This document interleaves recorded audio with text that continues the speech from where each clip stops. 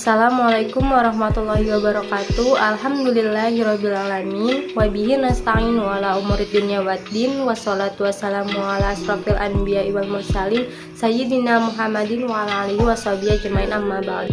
Pertama-tama yang saya hormati Bapak Heri Purwasusanto SOS selaku dosen agama Islam, dan yang terhormat Ibu Sanganjeniken Hapsari MPD selaku dosen pembimbing akademik.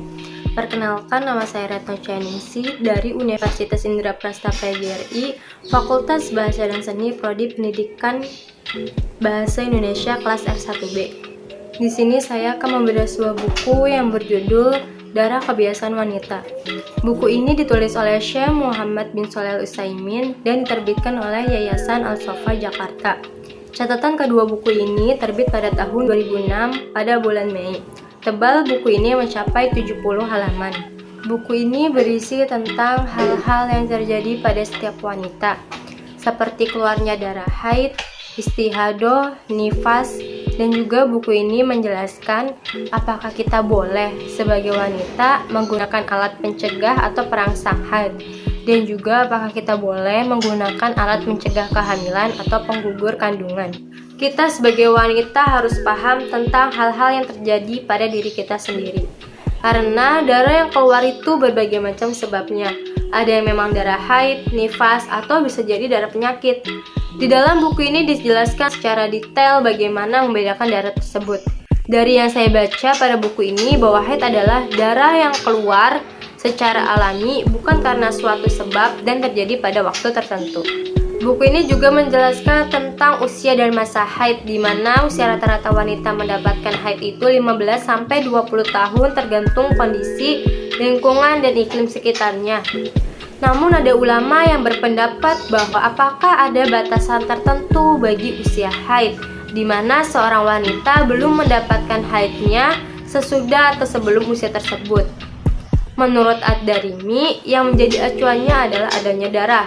Seberapapun adanya, dalam kondisi bagaimanapun dan usia berapapun, darah tersebut wajib dihukumi sebagai darah haid. Selanjutnya adalah istihadah.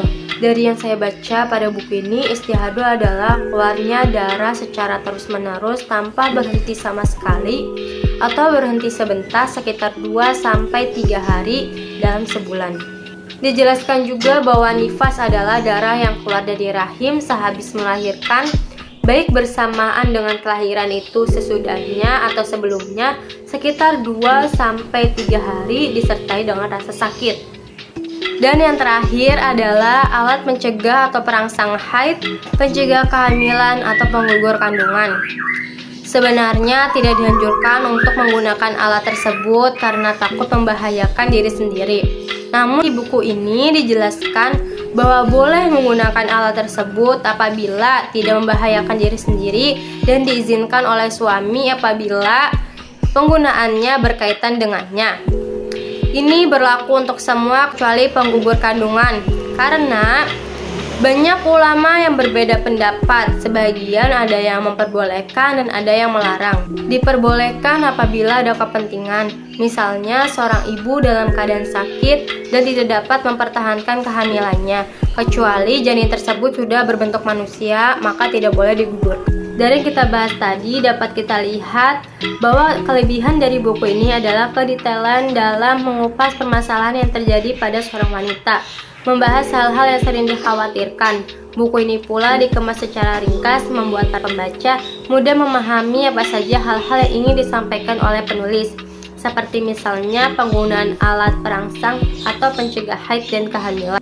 Untuk kekurangannya menurut saya tidak terlalu signifikan. Cover bukunya itu pun menarik dan tidak terlalu berlebihan. Penggunaan bahasanya mudah dipahami. Seperti saya tadinya hanya paham tentang hal-hal seperti ini, menjadi lebih paham apa itu haid, nifas, istihadah, dan penggunaan alat pencegah atau perangsang haid dan kehamilan.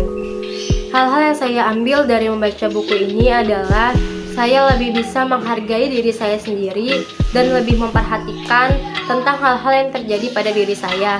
Mungkin seperti itu saja yang dapat saya sampaikan dari materi membedah buku Darah Kebiasaan Wanita. Kurang lebihnya mohon maaf apabila banyak kekurangan dari video ini.